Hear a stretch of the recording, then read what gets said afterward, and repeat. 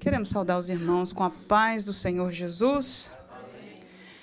Meus queridos irmãos, se é sempre uma honra, mas um desafio, trazer uma palavra para a igreja do Senhor Jesus, porque essa igreja não é do pastor Eronides, ainda que nós o amamos e o temos como pastor, mas ele mesmo sempre ensinou, a igreja é de Jesus, amém? Então, se nós temos o privilégio de abrir a palavra de Deus e compartilhar algo da palavra de Deus em qualquer dia é algo desafiante. Imagina num dia como esse, uma festa como essa.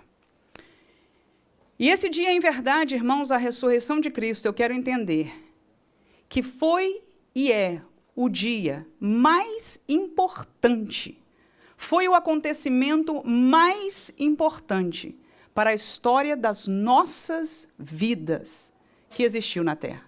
A vinda de Jesus, o dia que ele nasceu como menino, nós celebramos todo o Natal, e foi o princípio dessa história. Mas ele poderia ter morrido como um mártir e ficado na sepultura. E não cumprido aquilo, o propósito, finalmente, que é aquilo que nós vamos estar falando nesta manhã, e eu já te convido a abrir a tua Bíblia comigo no primeiro livro, a primeira carta de Paulo aos Coríntios, e capítulo 15. Geralmente, nesta data, nós lemos e meditamos no texto que já foi falado de algumas maneiras aqui, do dia, da hora, do que aconteceu quando Jesus ressuscitou, da alegria daqueles que o viram, saído da sepultura, depois de tê-lo visto crucificado, sofrido, de ter sentido a sua perda. E a realidade da perda de alguém só conhece se alguém já perdeu.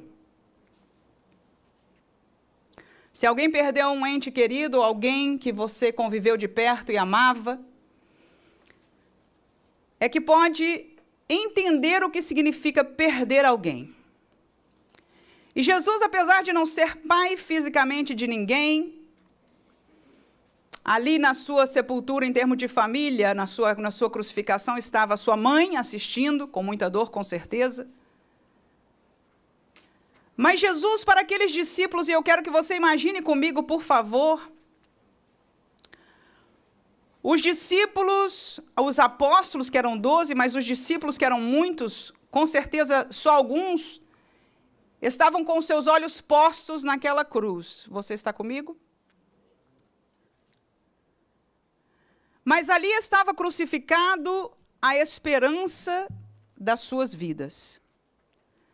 Porque, pelo menos aos apóstolos, 3 anos atrás, aquele jovem com 30 anos passou na praia onde eles estavam trabalhando, olhou para eles e disse: vem, segue-me, eu te farei pescadores de homens.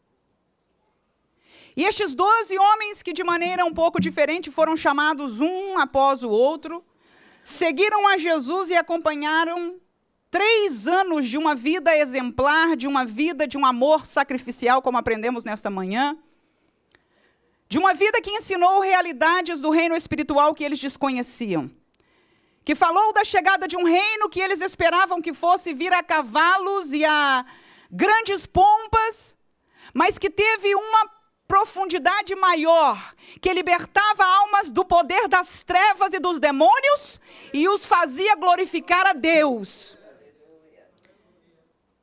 Um poder que fazia paralíticos, cujas mães jamais viram seus filhos andar, porque saíram do ventre com suas pernas coxas. Eles viram o poder deste Jesus, que caminhava, que amava. Um homem que nem o leproso deixou de colocar a sua mão sobre ele para curar. Agora este Jesus estava na cruz, e a dor somente conhece em verdade aqueles que andaram 3 anos com esse Jesus, aqueles que foram formados por eles, aqueles que esse Jesus disse para eles: vão e agora cumpram a minha obra. Vão agora e façam como eu fiz. E eles foram. A Bíblia diz que eles voltaram felizes da vida, relatando as coisas que Deus fazia, fizeram pelas mãos deles. Talvez eles não imaginassem que aquilo fosse para eles também. Aquilo era só para Jesus, o Filho de Deus. Mas agora o seu mestre, aquele que o havia chamado, aquele que os havia amado. A Bíblia diz, tendo amado os seus, amou-os até o fim. Jesus na cruz não se esquecia, não se negava de olhar, e olhar para além do físico, cada um de seus discípulos. E Isaías consegue dizer que ele na cruz, ele não olhava só para aqueles que ele via ali, mas ele via no futuro todos que haveriam de ser seus discípulos. E a Bíblia diz que ele, vendo isso, a sua alma se satisfez. A alma de Cristo, a alma de Jesus está satisfeita. Escute, igreja, porque eu e você estamos aqui, porque eu e você cremos. Sabe o que mais? Porque nós somos seguidores dele. Porque nós vivemos a realidade do reino que ele veio instalar aqui na terra. O assunto de Jesus na terra não era para aqui. O seu reino, ele disse, é o que é? Eterno. Amém, igreja? O reino que Jesus veio falar dele, instalar aqui, o reino do qual nós somos parte, não termina quando os dias nossos nesta terra terminem. Ele é eterno. 1 Coríntios capítulo 15, versículo 1 em diante diz a palavra de Deus. E eu gostaria que todos que tiverem a sua Bíblia acompanhem, porque nós estaremos praticamente só neste texto. Primeira carta de Paulo aos Coríntios, capítulo 15. A partir do versículo 1, a palavra de Deus se lê da seguinte maneira: também vos notifico, irmãos, o evangelho que já vos tenho anunciado, o qual também recebeste, no qual também permaneceis, pelo qual também sois salvos, se o retiverdes, tal como vô-lo tenho anunciado, se não é que crestes em vão. Porque primeiramente vos entreguei o que também recebi, que Cristo morreu por nossos pecados, segundo as Escrituras, e que foi sepultado e que ressuscitou ao terceiro dia, segundo as Escrituras, e que foi visto por Cefas e depois pelos 12. Depois foi visto uma vez por mais de 500 irmãos, dos quais vive ainda a maior parte dele, no tempo de Paulo, com certeza, mas alguns já dormem também. Depois foi visto por Tiago, depois por todos os apóstolos, e por derradeiro de todos, ele me apareceu também a mim, como a um abortivo. Meus queridos irmãos, a primeira coisa importante de nós olharmos neste capítulo, porque Paulo, ele vai fazer destes primeiros versículos que nós lemos, a base para provar a maior realidade espiritual na qual a igreja está de pé. Uma mensagem como essa é mensagem de batalha espiritual, porque é uma mensagem fortíssima espiritualmente. As trevas, como a irmã cantou, que tentaram reter, não puderam reter o Deus da glória. Não puderam. E não podem ainda hoje calar que esta mensagem seja pregada nos púlpitos das igrejas, daqueles que temem ao Senhor. E o apóstolo Paulo começa esta sua tese com uma história dizendo: irmãos, eu vou falar para vocês do evangelho que salvou a vossa vida. E este evangelho é que Jesus veio, ele morreu pelos nossos pecados e ele ressuscitou. Agora veja, por favor, a ênfase de Paulo, de como ele detalhou quantas pessoas viram o Cristo ressurreto. Primeira coisa, que a ressurreição de Cristo não foi como a de Lázaro, que ressuscitou para voltar a morrer. Como a ressurreição daquele filho da mulher. Lembra que uma mulher no Antigo Testamento não tinha filho, o profeta orou para ela ter filho, ela teve, depois o menino morreu, depois o profeta ora por ele e o menino ressuscita. Na história da humanidade, esta foi a primeira ressurreição que ressuscitou com corpo glorioso.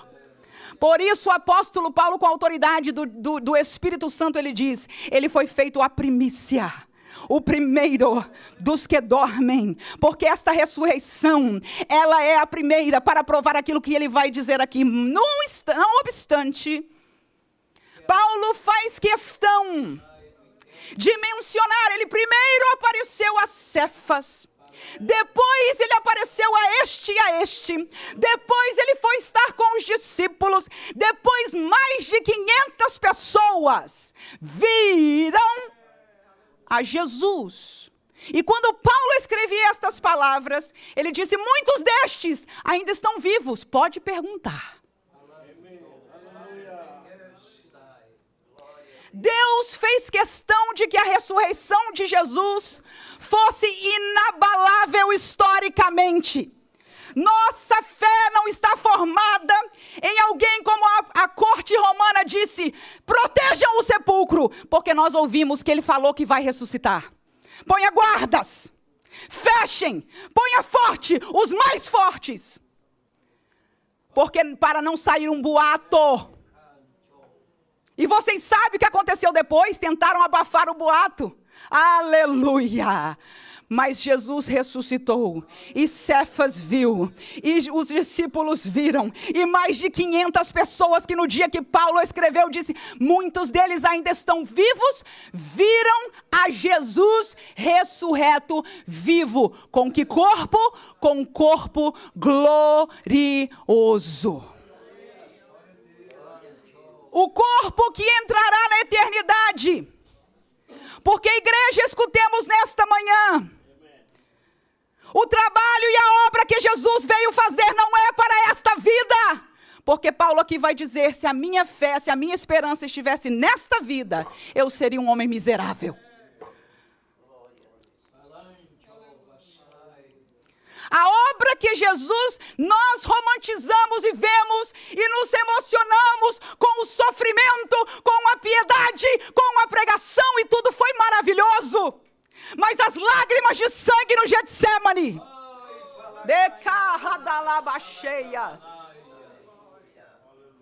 a batalha de Satanás, da serpente, a cabeça foi pisada pela vitória da ressurreição de Cristo Jesus, o nosso Senhor, que está vivo.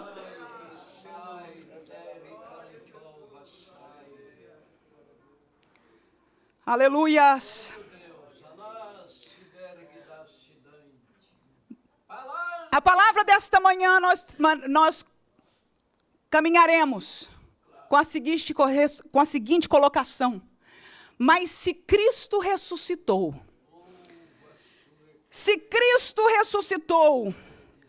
os mortos ressuscitam.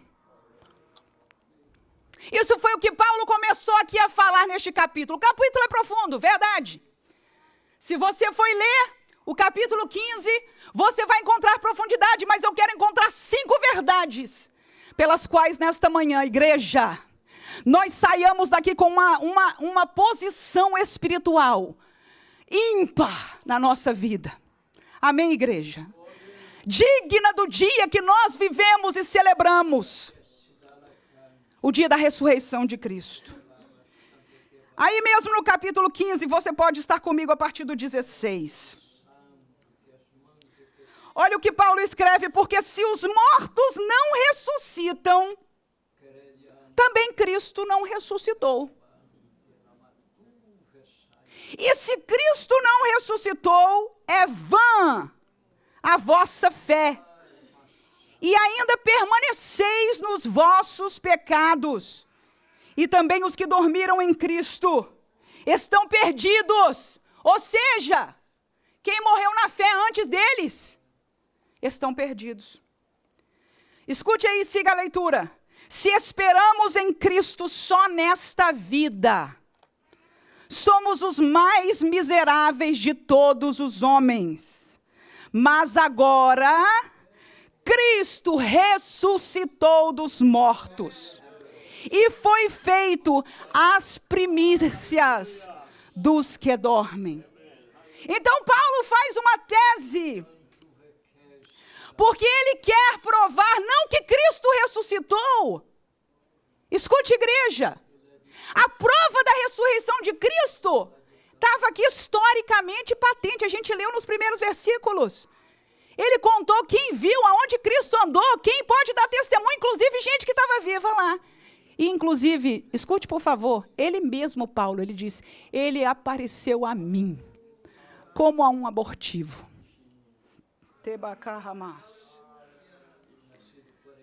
Mas, ele disse, se os mortos não ressuscitam, então Cristo não ressuscitou. Aí ele termina, mas agora eu digo para vocês mais uma vez, Cristo sim ressuscitou. E ele foi feito o primeiro dos que dormem, ou seja, não só porque Cristo ressuscitou, os mortos ressuscitam, mas há uma vida consciente após morte. Ele foi o primeiro a passar deste estágio que nós desconhecemos como humano de mortes, porque a verdade, queridos irmãos, é que quando a gente vê um corpo na sepultura, ninguém de nós viu ainda a realidade espiritual daquilo que aconteceu. Se você crê na vida pós-morte, você crê pela fé, porque eu e você jamais vimos a realidade que está para além desta vida.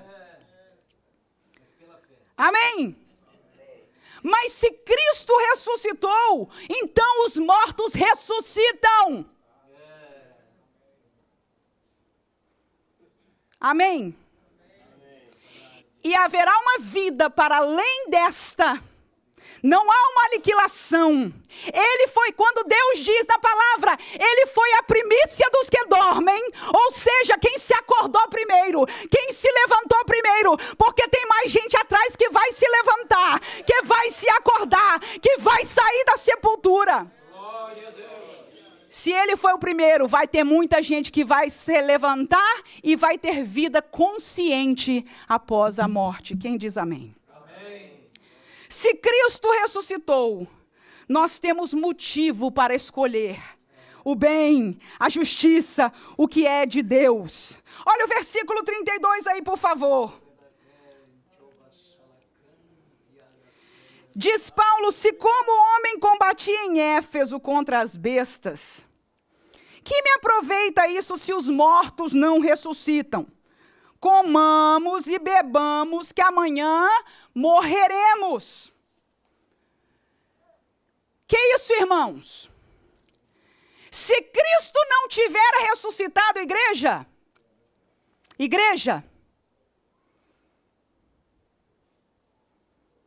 a coisa mais lógica para nós é o que o mundo faz. Sabe o que é? Dar prazer à nossa carne, fazer a nossa felicidade do nosso dia a dia, buscar as coisas deste mundo, viver para este mundo, porque não há mais nada.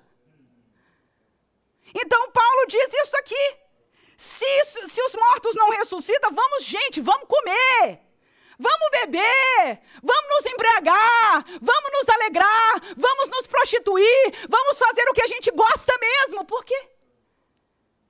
O que mais há? Mas porque Cristo ressuscitou. A razão para você ter escolhido a palavra de Deus, a razão para você ter escolhido a Deus, a razão para você ir atrás do que é moral, do que é justo, e não se entregar somente à satisfação do ego e da carne. Nós temos a razão que o mundo desconhece. Eles não entendem porque nós nos privamos da carnalidade, do ego, é porque nós sabemos que Cristo ressuscitou e foi feito a primícia daqueles que terão um corpo glorificado, porque o meu corpo hoje perece, mas amanhã o meu corpo será ressuscitado para a glória do nome de Jesus. Disse ainda Paulo, porque convém que isto que é corruptível, a minha carne, se revista da incorruptibilidade. E que isto que é mortal se revista da imortalidade. E quando isso que é corruptível, ou seja, quando acontecer isso, escute aí, igreja, vamos tomar atenção na palavra de Deus? Aleluia. E quando isso que é corruptível se revestir da incorruptibilidade, porque alguns de nós acontecerá ainda em vida.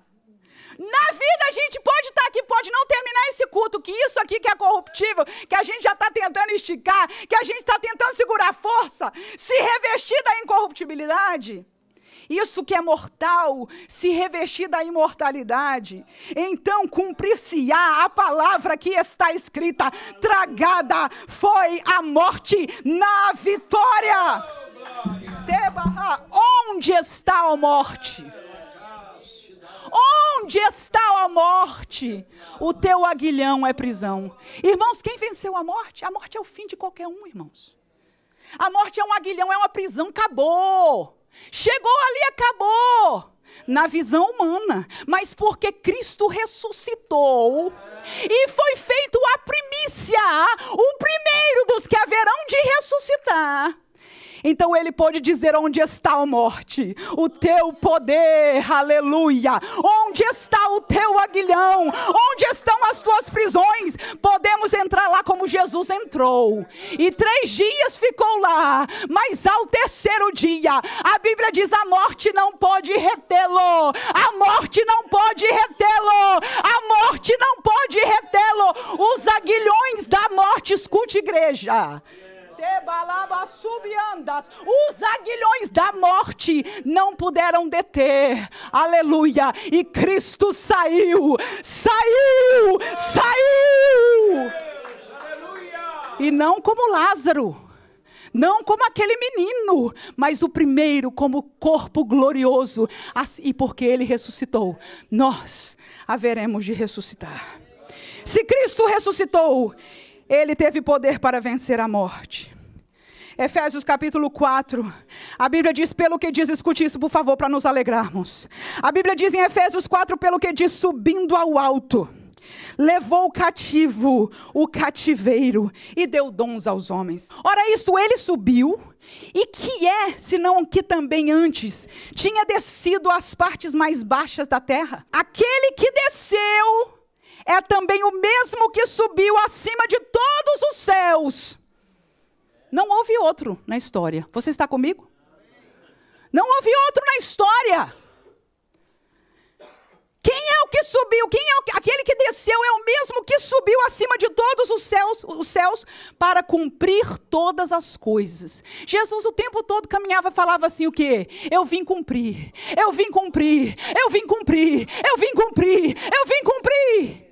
E agora esse mistério revelado por Paulo aqui em Efésios, ele diz, aquele que desceu, é aquele mesmo que subiu para os céus para cumprir todas as coisas, e este Jesus deu uns para apóstolos, e outros para profetas, e outros para evangelistas, e outro para os pastores e doutores, querendo o nosso aperfeiçoamento, santos, aleluia, para a obra do ministério, para a edificação.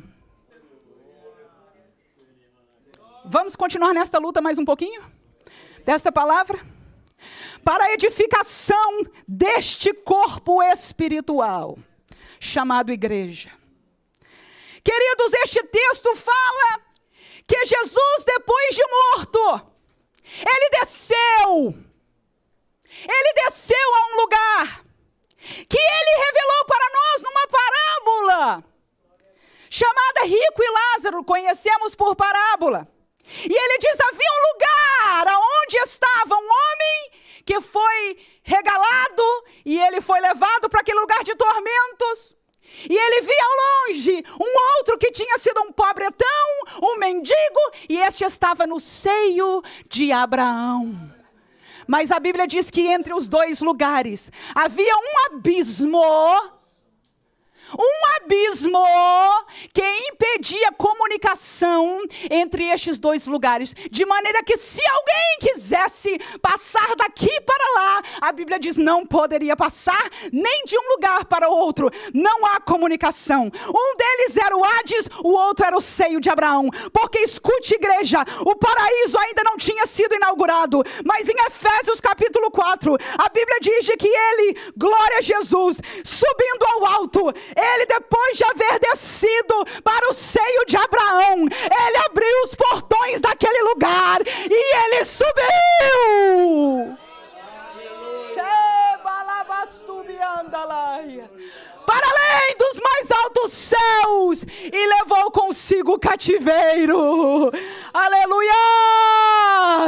Jesus levou aqueles que morreram antes, que morreram matando o cordeiro, que morreram na fé de Abraão, a fé da promessa.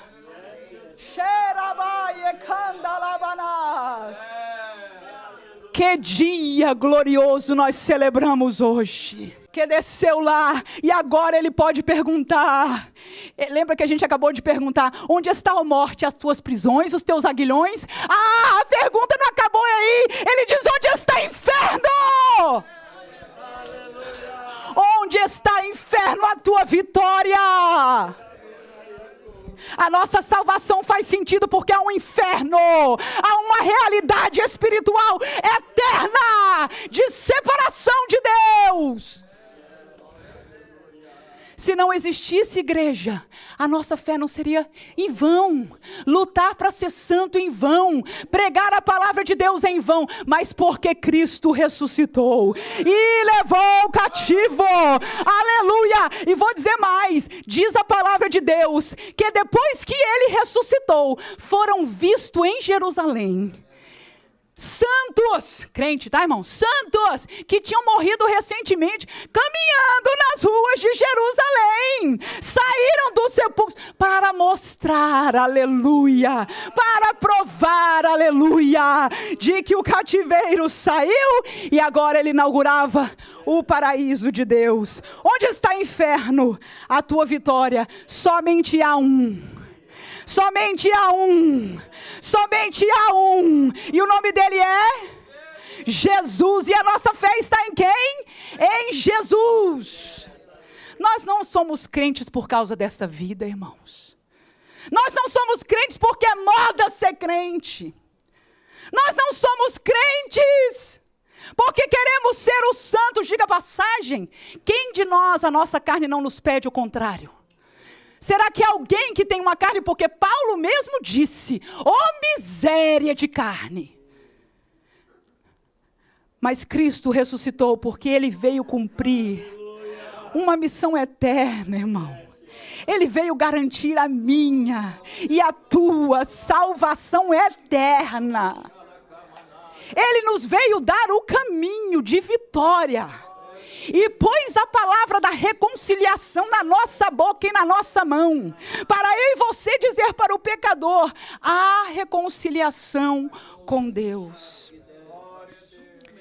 E termino com este texto. Se Cristo ressuscitou, foi-lhe dado o poder de julgar para destino eterno. João capítulo 5, portanto, palavras de Jesus, versículo 24 ao 29. Na verdade vos digo, é Jesus falando. João capítulo 5, versículo 24.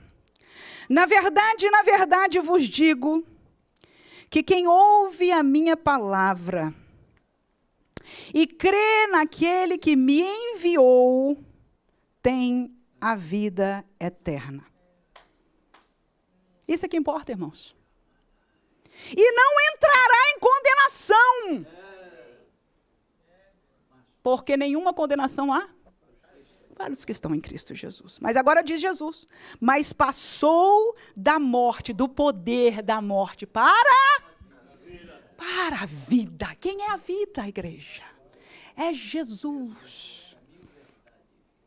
Siga o que Jesus disse, em verdade vos digo, que vem a hora, e agora é, que os mortos ouvirão a voz do Filho Filho de Deus, e os que a ouvirem viverão.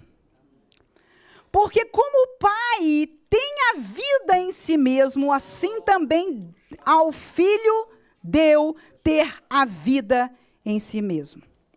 E deu-lhe, portanto, o Pai deu ao Filho o poder de exercer o juízo, porque é o Filho do homem. E eu termino com estes 2 versículos aí. Não vos maravilheis disto,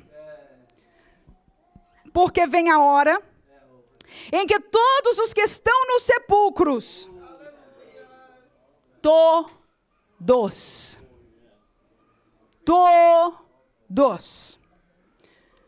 ouvirão a sua voz, a voz do Filho do homem. E os que fizeram bem sairão para a ressurreição da vida, e os que fizeram o mal para a ressurreição da condenação.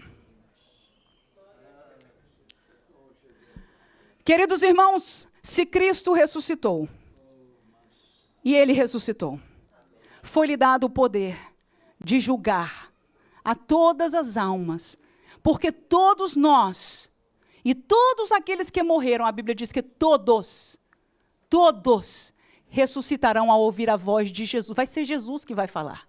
Vai ser Jesus, porque Deus Pai deu a ele o poder. Quando chegar o dia, ele disse, vai chegar o dia que eu lhes direi, levanta, como ele chamou a Lázaro, e todos sairão. E ele dizer, quem escolheu o bem, quem escolheu a palavra, quem escolheu o perdão do Cordeiro, quem escolheu o sangue, quem escolheu a igreja, quem escolheu a luz, quem escolheu a fé em mim, quem aceitou o meu amor, vinde benditos de meu Pai. Mas aqueles que receberam, que escolheram mal, ressuscitarão para a condenação eterna. E hoje, como igreja, nós somos quase forçados por uma sociedade a calar-nos sobre a condenação eterna. Nossa própria alma geme em falar esta realidade. Mas se não houvesse uma condenação eterna, não necessitaria de Jesus ter se sacrificado por nós. O evangelho só faz sentido, irmãos, porque Jesus sabe, porque Deus sabe que há um preço para o pecado, e esta é a condenação eterna. É o que nós queremos. O diabo se levanta contra essa verdade, irmãos. Hoje, neste dia da Páscoa, nós publicaremos um artigo sobre isso. E lançaremos para lembrar a igreja que o que importou da ressurreição é de Cristo para nós. É a nossa realidade eterna, irmãos. Cristo não morreu para eu vestir saia. Cristo não morreu para eu adorar o nome de Jesus e ser igreja. Amém, igreja? Cristo deu a sua vida. Quando diz o Pai, João 3,16, porque Deus amou o mundo de tal maneira, por quê? Que deu o seu Filho para que todo aquele que nele crê não pereça. Será que é morrer e ser aniquilado? Será que Deus enviou Jesus com medo de nós? Porque nós, dessa vida... É porque há uma condenação eterna. O Pai se constrangeu, o Filho se sacrificou, e nós hoje como igreja temos o dever de amar as almas. Se nós, igreja, falamos de inferno, não é desejando a condenação de ninguém, é por amor à sua vida. É por amor à alma do nosso filho, é por amor à alma da nossa prima, é por amor à alma da nossa mãe, é por amor à alma do nosso vizinho, porque nós sabemos, porque se Cristo ressuscitou, foi-lhe dado o poder de julgar, para a vida ou para a condenação eterna. Mas agora Cristo ressuscitou. Alegremos-nos, igreja. A nossa fé vale a pena. A nossa fidelidade é importante. A nossa permanência no caminho é determinadora. sigamos firmes até nos encontrarmos no além. Amém.